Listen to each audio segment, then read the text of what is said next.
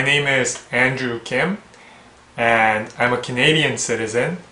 I moved to Canada from Korea when I was 9 years old, and currently I attend the University of Victoria in Victoria, British Columbia. I have heard that Professor Nam also teaches at the University of Victoria, so we have that common bond there.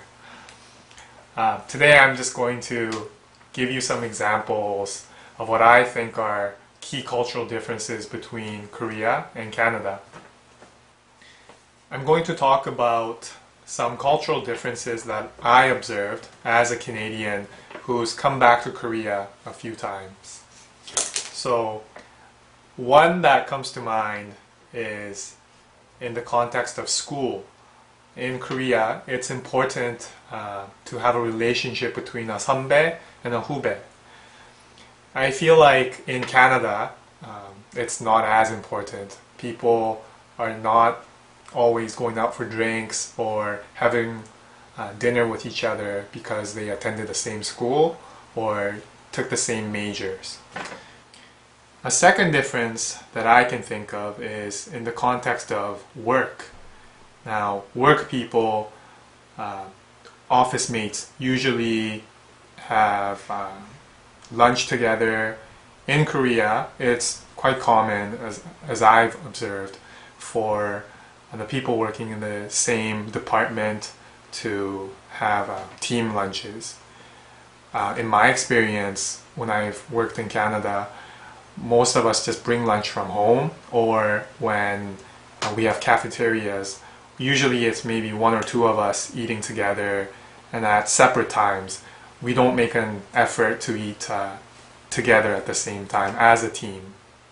The third difference I can think of is also in the context of work. In Canada, when the workday ends, everybody wants to go home and spend time with their family or friends or pursue their hobbies.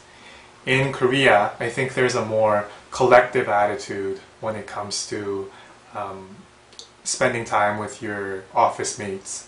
So after the workday ends, a lot of the time people will go out to eat together or have drinks, and I think all of that is a part of an attitude where you should always get along with your office mates.